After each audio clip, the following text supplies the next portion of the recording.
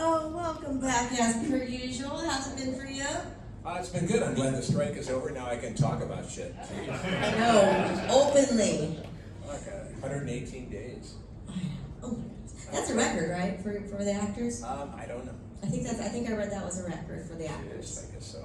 Man, well, and we got to shout out our young Chop back there. I was talking to him. Yes, we've met before. So good. Dog will hunt. Yeah, Get that bitch. has a coat hanger and all. I know. Very So jealous. good. Okay, so we're going to talk about Chop, of course, in a bit. But now that we're allowed to talk about things, can we just discuss Natty Knox? Sure.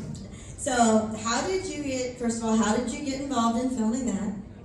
I was I was at the Museum of Science and Industry, and I was just walking into the submarine room where that giant captured submarine is, and my manager called me, this is a couple of years ago, manager called me and said, this guy wants you in this particular movie, and I was a little reluctant to do it. I was just thinking, but anyway, just looking up at that submarine, thinking, God, that's a big fucking submarine. And it is. And that was where I said yes. So that was that moment of that was my aha moment, was Museum of Science and Industry.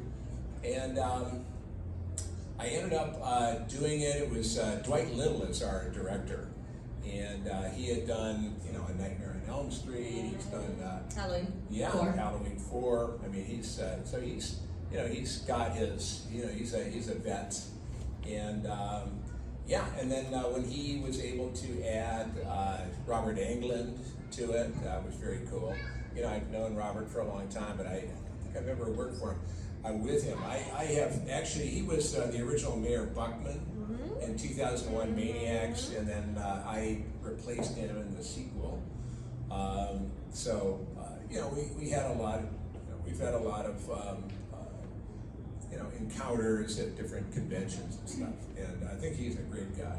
Yeah. And so it was great to that Dwight got him on board, and then of course Danielle Harris, who's here this weekend as well, who is awesome. And I will say that without giving any spoilers, this is Natty Knox, Nattyknocks.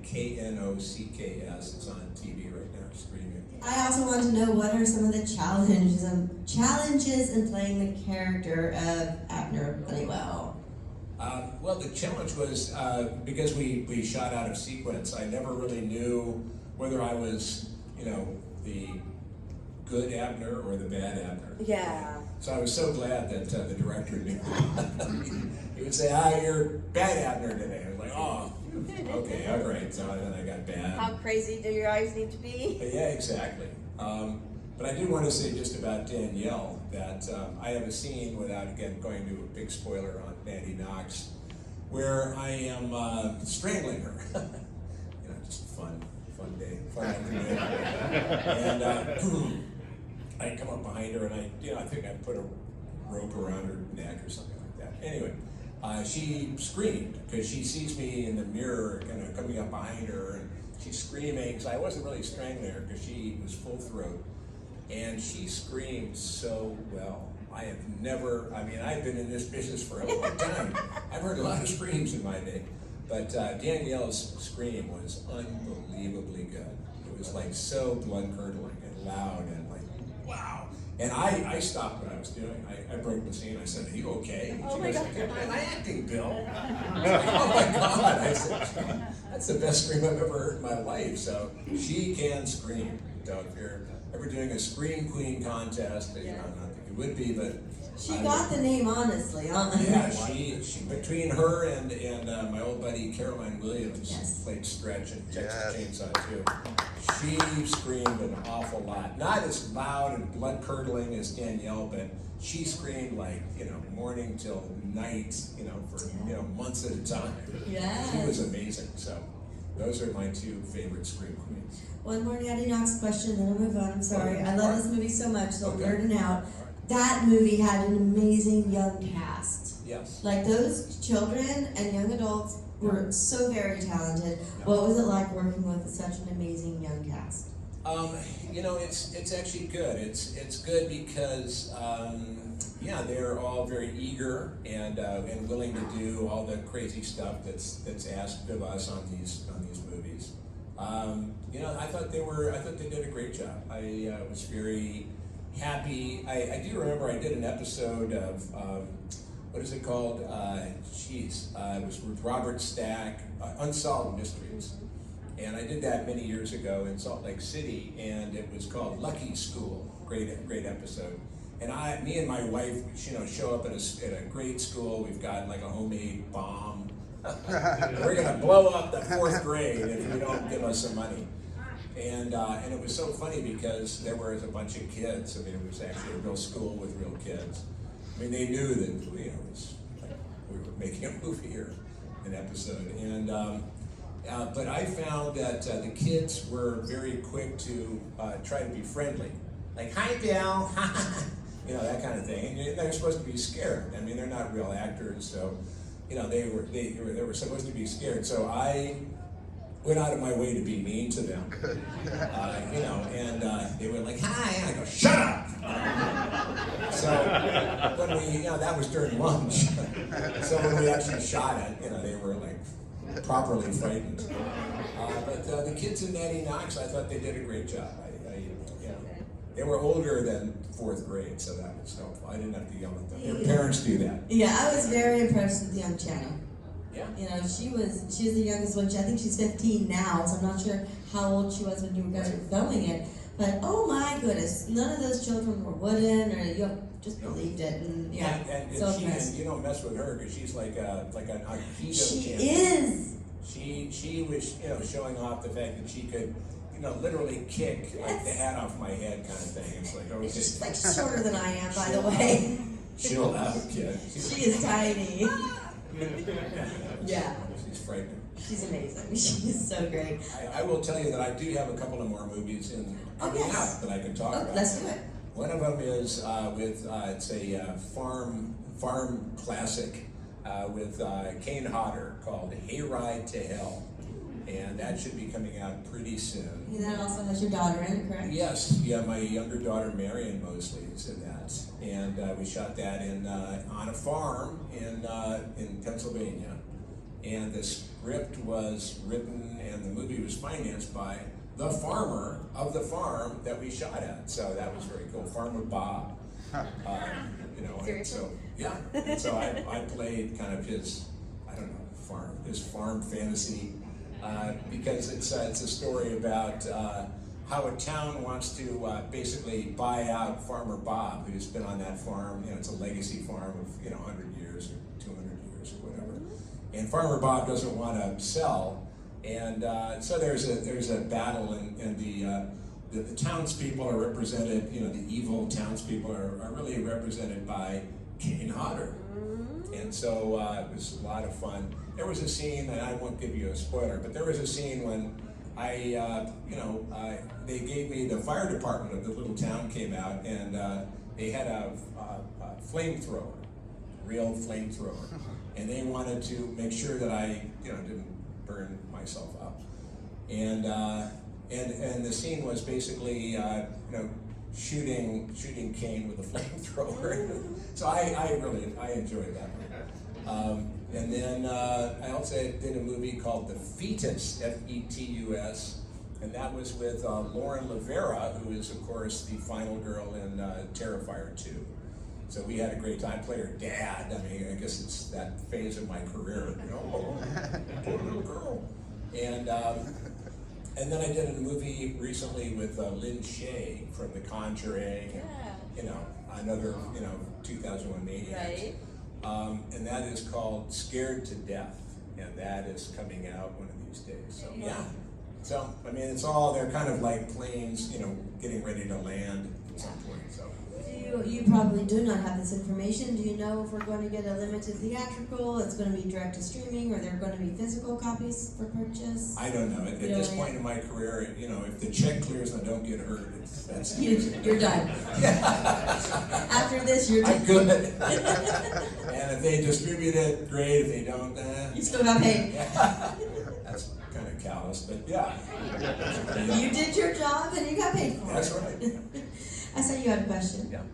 Okay, when it comes to Texas Chainsaw and then the Texas Chainsaw 2, both directed by Toby Hooper. Yes. Nubbins. I never realized, now I watched this movie 1,000 times, I never realized that Nubbins was the hitchhiker from the original movie, okay? Is there any type of backstory that's like as brothers that was written or that you've thought about where you're carrying them around all the time? I mean, is there a certain type of relationship out that wasn't filmed in the movie, but that was kind of like thought of, or? No, not really. Okay, good answer. No, actually, it's so funny because when I did Texas Chainsaw 3D, back in 2003 or 4, whatever it was, I remember the director calling me up to welcome me to the cast, and I was cast as the cook.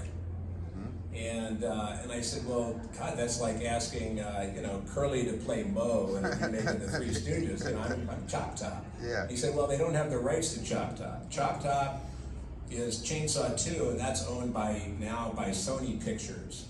And the original Chainsaw has a different ownership. So any new characters are not included in the rights to the original. So I was told that, so there can't be a Chop Top in that 3D one. So you're going to have to play the cook. And I remember the director calling me up and saying, welcome to the cast, welcome. And I said, thank you very much. He said, you're playing the cook? Yeah. He said, well, how does it feel to be playing the father? And I said, well, the cook is actually the oldest brother. And he goes, no, he's the father.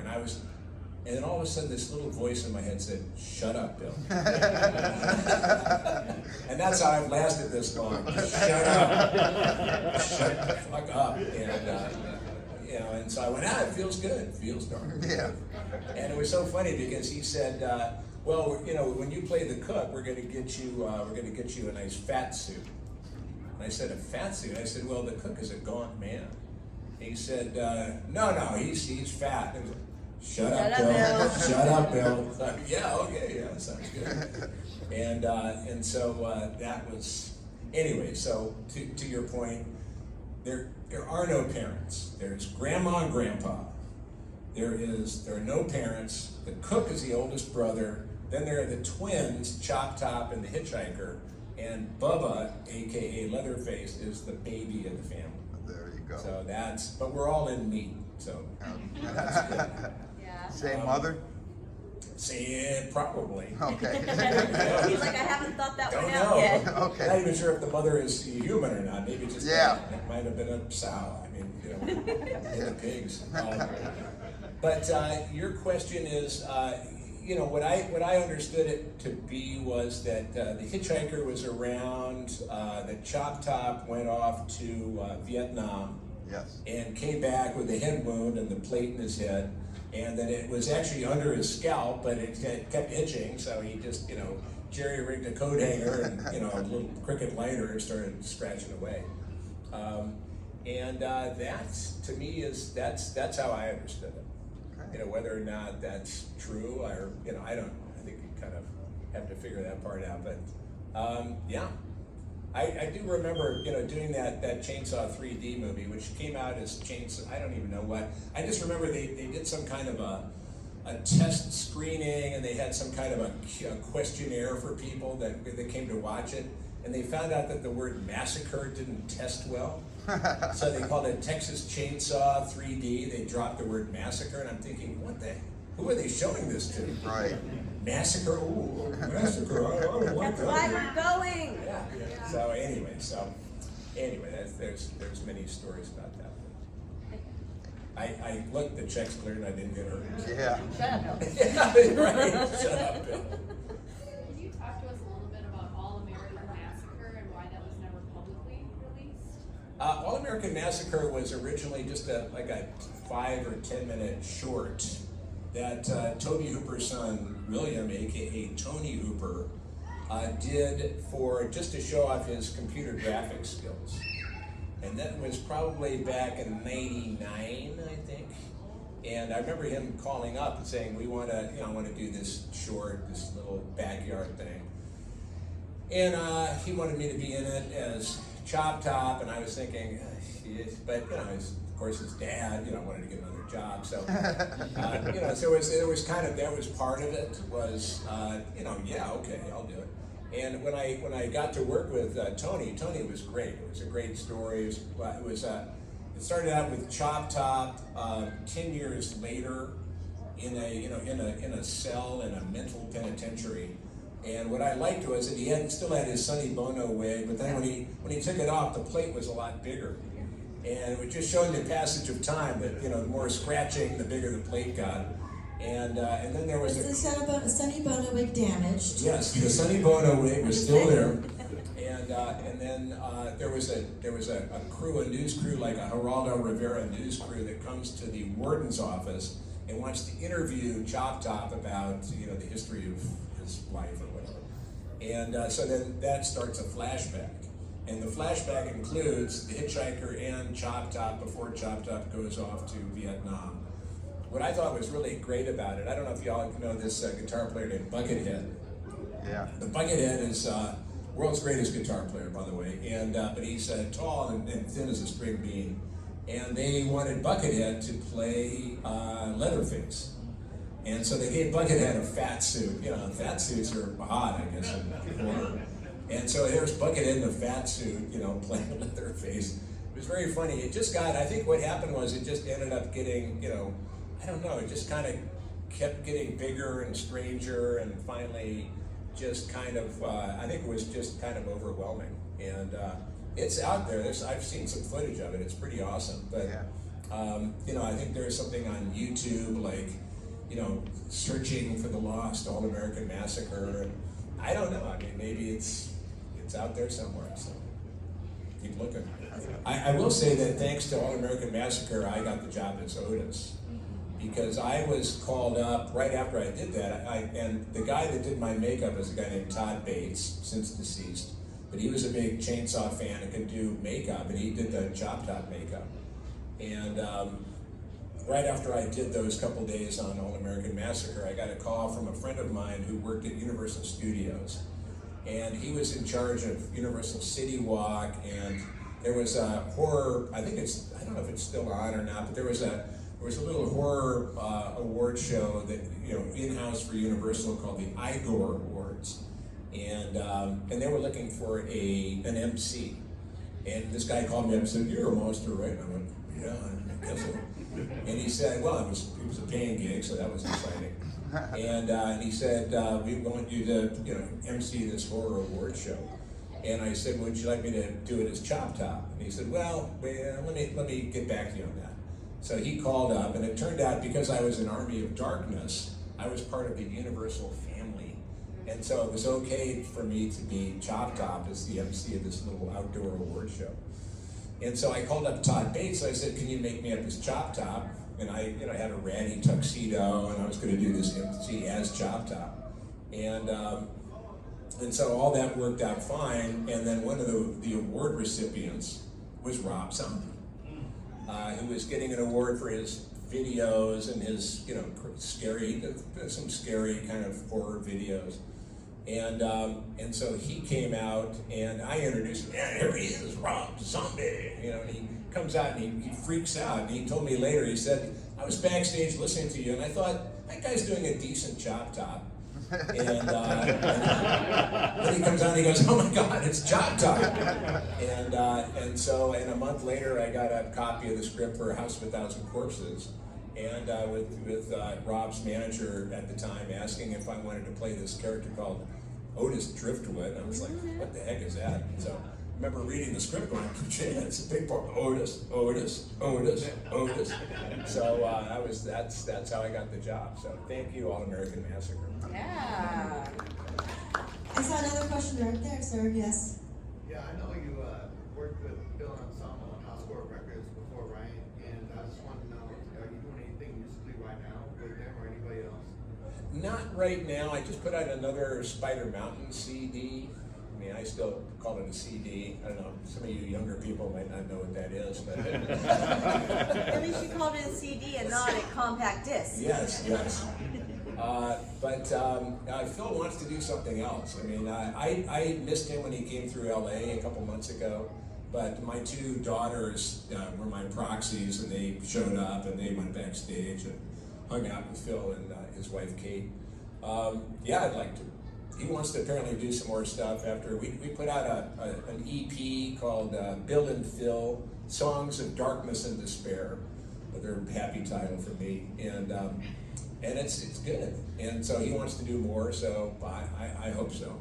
Also, I'm still hoping to find Buckethead again. Buckethead is very good at just vanishing, and I heard from him like about a year ago. After not hearing from him for like 15 years or something, and I heard from him, and we chatted amiably, and then he's gone again. So, but apparently he's doing shows, so I don't know. That's just the way it goes. So no hard plans. What I wanted to do is actually just put out a vinyl of some of my greatest hits. So that may come out sometime. One of my favorite roles you do is Luigi, or Rico. How much different is it working on a musical compared to like a normal horror movie? That's a real big difference. Because what we did for that movie, and maybe it's true, all musicals, is we recorded everything first. And then, weeks later we went up, we recorded the whole soundtrack in Los Angeles. And then, 6 weeks later we went up to Toronto to actually shoot the movie. And so once you have recorded your songs or whatever and the feeling in each of the songs, the whole trick is to make sure that it matches when you are acting. If you're acting and you're angry and this happy tune is coming out of your mouth, it looks a little weird. But that's why we had, I'm so glad for our director Darren Bousman, because he was very good about just making sure that when we recorded the song, that it was like it's going to match what he had in mind for the characters. Also, I learned that when you do a musical, it's good to sing along as opposed to trying to just do the mouth like. You sing along as they're playing the music, so it looks like you're actually air is coming out of you. But it was a lot of fun. I loved that. And then we did, of course, after that we did the Devil's Carnival, and then we did Devil's Carnival 2. I wasn't in that so much because I think they ran out of money. Uh-oh. Bill, so between the time of the Devil's Rejects and then Free from Hell, was there ever like a point during that time span where you were kind of wondering, or the cast was like wondering, are we doing a third movie, Rob? Or did he just kind of call one day and say, hey, I need you back for the third one? Yes, answer number 2. He, basically, as an actor, it sometimes gets a little difficult because sometimes you're raring to go and no one else is, and we have to wait for that that magic call. I do remember when Rob called up and said, I'm working on a script for the third movement, Free from Hell, of the rejects of the Firefly family trilogy, or whatever you call it. And I said to him, I said, hey, that's great. I'm very happy to hear that. And I said, what would be cool is if you wrote a little part for my wife. And my wife is Lucinda Jenny. She's been in Rain Man, Thelma and Louise. Look her up, Jenney. So she's Thinner. Yeah, excuse me. I love Thinner. Thinner. Mothman Prophecies. Yes. The Rogue River, one of our faves. What's your But wife's anyway, name? so Rob, and I said it in a way so that if Rob didn't do it, it wouldn't be like it wouldn't be a deal breaker. Hey, casually. And a couple months later, he calls up and says, well, I finished the script, and I said, oh yeah, that's great. He goes, yeah, and I wrote a part for Lucinda. And I was like, oh man, that's awesome. He goes, well, here's the good part. You get to kill her. So that's how that went down. And I do in the movie. I don't know if you have seen it, but she plays a bounty hunter, and she I work her over. How did she deal with that? She was very. Was she like, babe? She didn't really know what she was getting into until she got on the set, and what happens is she's with a partner, Bill Oberst Jr. and they come upon Foxy. They come upon Richard Brake, and they're giving him a hard time. They got guns on him, and then all of a sudden off screen there's a shotgun blast, and not Richard, but Bill, her partner, is his head kind of explodes, and anyway, and she's there next to him, and the camera's on her, and just all of a sudden there's this blast of brains and blood, all over her face, and so what they were doing was that they basically had a load of I think it was banana and food coloring, whatever they make brains out of these days, and so, but it was very important for her to not anticipate that she was going to get this load of banana blood in her face, and so there was a time constraint, so you don't really want to blow some banana in somebody's face and then have to clean it all off and reset, and so that was her big challenge, and she was like a pro. She took that, those brains. I was very impressed. I was like standing off, just watching her, and she was like awesome. I thought, man, that woman, that's why I married her.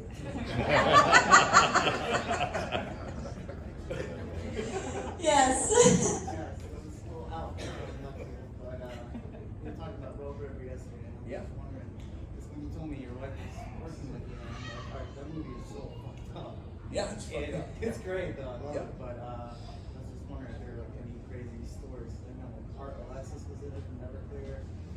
You guys have like any like crazy banter between each other filming that movie, because it was so messed up. Like the sister ends up with the brother. Yeah, we made up a lot of stuff. Yeah. I do remember that Lucinda at one point has it's a rubber frying pan, and we have a captive girl, and we're working her over, and she escapes, and she like runs up some basement stairs, and there at the top of the stairs, there's Lucinda with this rubber frying pan, and she's supposed to hit her on the head and knock her out, but it's the frying pan's rubber. Well, Lucinda, they did a couple of takes, and so Lucinda, she's into it, and so she banged this poor girl Michelle Page on the head a bunch of times, and Michelle ended up with a kind of a mini concussion and had to go to the hospital. But that's my wife, damn it. You must be so proud. I am so proud. Yeah, that's showbiz. That is showbiz. Yeah. Man, but I know this isn't the Lucinda panel, but I love your wife. I've never had the pleasure to meet her. She's a I hope I can one day. We gotta get Phil put together at one of these shows. Yeah, well, she's happy now because we finally finished our kitchen remodel. So I don't know if y'all went through that, but it's Dapper fucking remote. nightmare. Yes. So now she's happy, Yes, it's done. happier. She has her kitchen back. Yeah. Yeah. Well, now it's we bought a 1928 house, so like everything needs to be remodeled. So. Yeah. What? So next project? I want it to be the roof. We live in California, where apparently El Nino is going to soak us from January to April of next year. So I thought the roof, but there's so many things. You can just The kind of roof is a reach your hand. You You can reach your hand in a hat full of different oh yeah, the garage. That's falling apart. How about some windows? And stuff like that. So. On the set of Repo, did you get to interact with Sarah Brightman very much? Oh, yeah, sure. What was she like? Yeah, she's punk. It's wild because she thinks she's so, usually so ethereal on stage. But she's black leather. She's down. It's cool. The fact that she, was able to be hoisted, with, her eyes being plucked out and stuff like that. That was pretty cool. And the person next to you. So a couple weeks ago, we were surprised to see the movie called Convent, and I was wondering if you had any set stories working with Julio on that in general. Yeah. Actually, I don't smoke weed, and so I was a little worried because there was we have a weed, we pass a roach between us. And they were, the director, Mike Mendez, said, Coolio's, we bust some college kids or high school kids, whatever they were, and we get their weed stash. We're like the security guards or the cops, and they're all freaked out, and we told them to get out of there, and then we smoked their weed, and so Coolio has this weed, and he's like smoking this roach, and he's passing it, and then he's supposed to pass it to me. And what I said was, look, I don't really want to smoke that weed. So, and I think it was just tobacco or something, but I don't smoke that stuff. So I said, why don't you not pass it? Just keep, hitting that roach. And then I'll say, hey man, don't bogart that, and, do all that kind of stuff. That was like my only moment. I gotta say though that when I did the Convent, I had come off, I don't think I had worked for over a year after Army of Darkness. And I think at that point I really thought my career was over. I don't know why, because I wasn't getting any work, so you always think this is the end. And I remember getting the job at the Convent through my cousin, who was like helping finance the movie or something. Somehow I got it was like a little, I was given like this little, golden ticket to be in the movie. And I remember driving out to the set of the Convent, and I was so scared. I've never been that afraid before.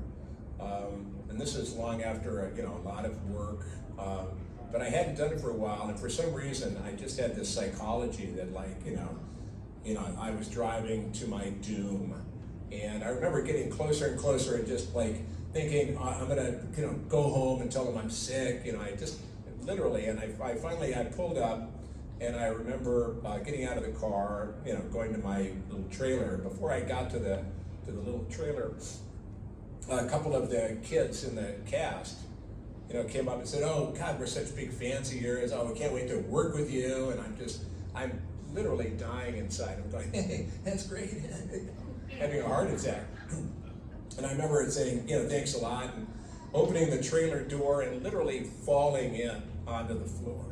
and I remember kind of kicking the door closed. And I just had that, I was terrified. I don't know. You'd think that once you started to, work, that it would dissipate. It didn't really. So when I look at that performance, I think that's pretty good for a guy who was really freaked out. So, excuse me.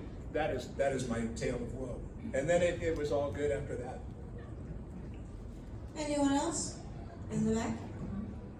Oh yeah, what is that? Coughed up. Oh yeah, great. It's the only I thought way. it was like a wad of gum. No, but like trade secret, the only way I can sit up here and talk for 4 hours straight is that, So and it's been a very coughing weekend. Like a lot of the guests have just all of a sudden had coughing fits. It must maybe it's something in the air.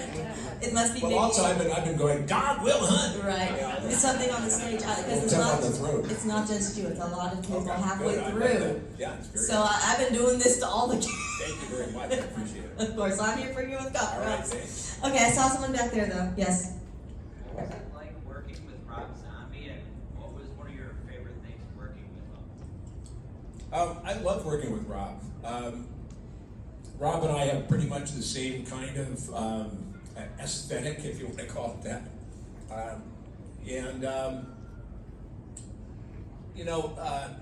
Working on House of a Thousand Corpses, he was a little formal, wouldn't really stick to the script, and it was his first film, and other for me it was just like I had to kind of I followed pretty much in lockstep.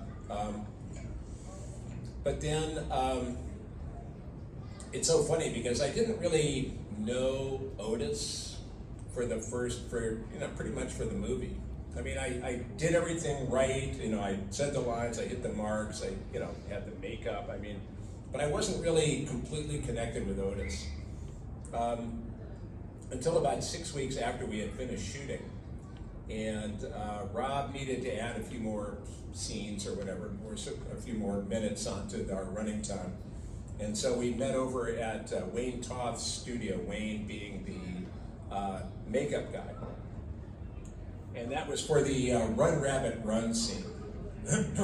And that's where Otis goes, hunting humans ain't nothing but nothing. They all run like scared little rabbits. Run, rabbit, run. Run, rabbit! And that was when I finally connected with Otis. And it was so funny because by then, by the time we did The Devil's Rejects, which wasn't that long afterwards, I was like ready. I consider House of a Thousand Corpses kind of like you're gonna buy a car, you go to the dealer, you kick the tires, you haggle, whatever is going on. And then Devil's Rejects is you bought the car, now take it out on the highway and let's see what this baby can do. I mean, that's basically how it happened. And it was that 6 weeks, literally 6 weeks after we'd finished shooting, when I was doing that Run Rabbit Run scene in Wayne Toth's studio, when I really got Otis, so that by the time we did Devil's Rejects, I was ready to go. So, yep. No, that helps. Anyone else? What's one of your favorite scenes as an audience member of any movie at all? Any movie at all? Not just his. Any Right. movie? Okay, it would be anything with Gregory Peck in the movie of Moby Dick. So, I mean, Gregory Peck as Captain Ahab in Moby Dick is like, that to me is like, that's my jam, whatever that term is.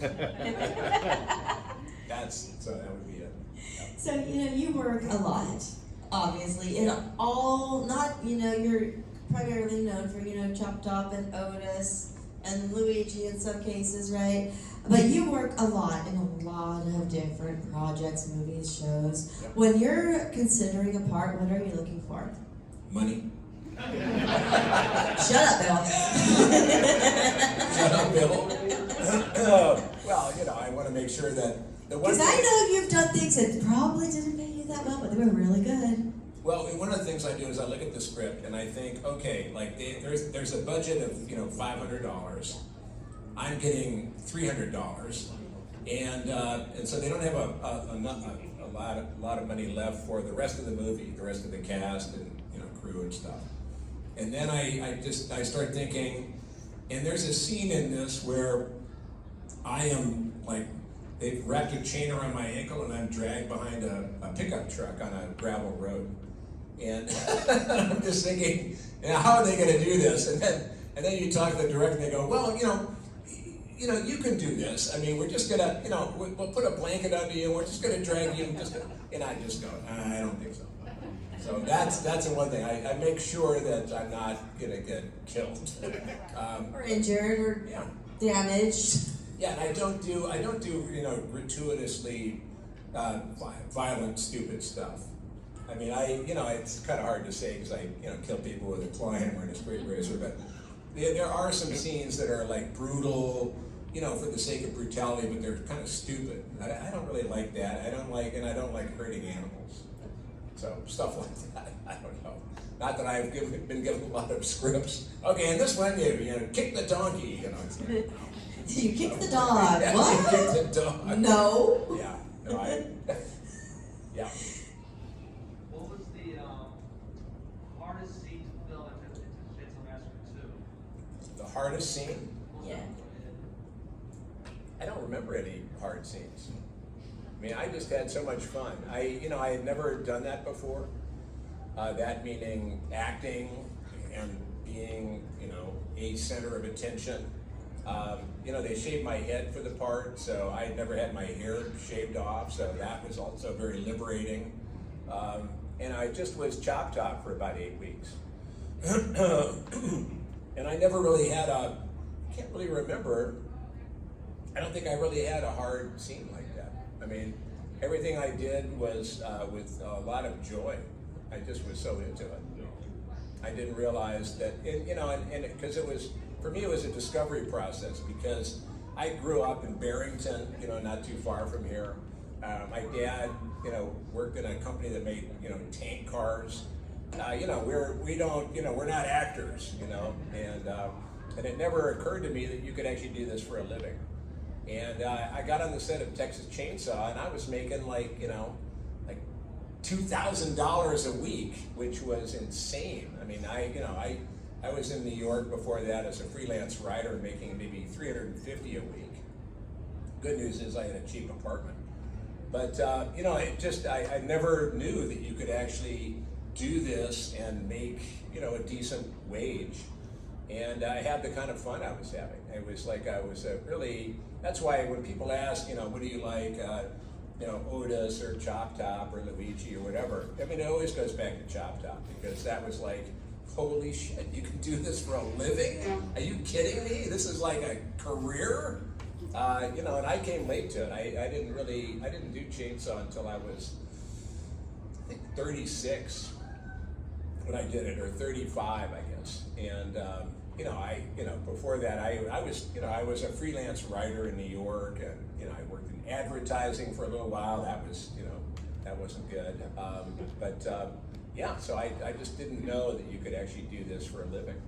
And I am so grateful that, one thing leads to another, especially because this is my favorite genre. When I was a kid, I would crawl down, I would, step over the creaking boards at midnight. There used to be a show on called Shock Theater. Some of you guys might remember that. And, just stuff like that. I mean, that's what I was into. And so to actually, be a grown up and, to have that as a career and to be able to do that and, make money and have I'm in a union, it's like picketed, and, I've raised 2 kids. I mean, it's fucking awesome. And, it's like, it was one of those kind of a pinch me moments. So, very happy to do what I do. And P.S., in my genre, in this genre, the older and uglier you get, the more work you're on. How cool is that? I'm down. Looking back on your performance as Chop Top, are there any changes that you wish you would have made, or like you're like, I wish I could have done something different there? Not really. When I was finished, it was July 4th of 1986. We had just shot for 24 hours because Canon Films was going to pull the plug on the production. So we just crammed it overnight and got everything done.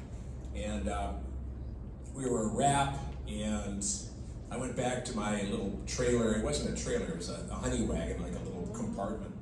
And I was getting ready to, I was taking my clothes off, putting the regular clothes on. Actually, I'd already done that in the wardrobe trailer. So I was in my civvies.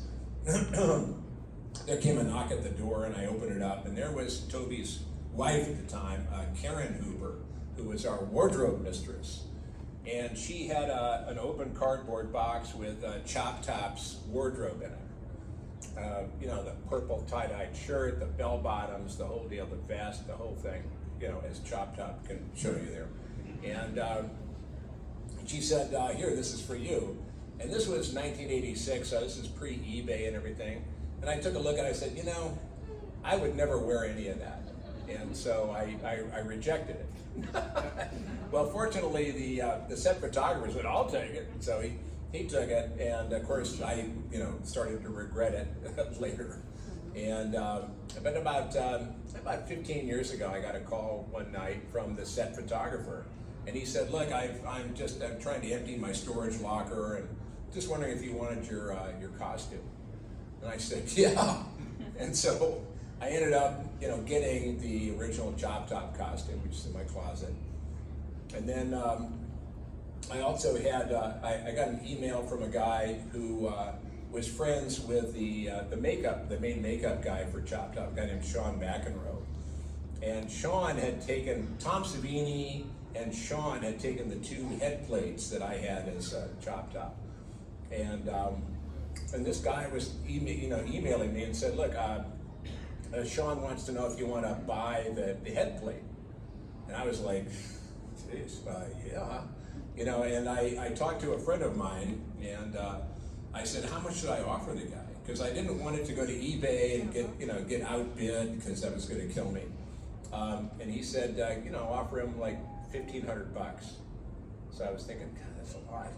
So anyway, I did that, and I had a friend deliver that cashier's check, and it was up in Seattle. It was some secret meeting at a Starbucks. And you got the money, you got the plate. I did all that, and so I got the plate. I got the plate, and I got the costume. So it's very cool. And just a couple, 3 weeks ago in Spooky Empire, another big horror convention in Florida, I did a Bill Johnson Leatherface, and I did a in-costume photo op as Chop Top. And I have a great girl named, her name is Nora Hewitt, and there's a show on TV called Face Off, and she won a season of Face Off. So she's the only one that I let do the Chop Top makeup, because if you screw it up, it looks really stupid. And so just 3 weeks ago, did a wonderful photo op as Chop Top with Billy Bob, Leatherface, and we had a ball. So. I love Face Off. I love Mike and Mackenzie Westmore so much. All right. Like so very much. So like amazing family of artists. All right, last and final question, real quick. What advice would Bill Moseley give to Otis? Give to Otis? Mm-hmm. Give yourself up. I think that's a perfect way to end this. Thank you, Bill.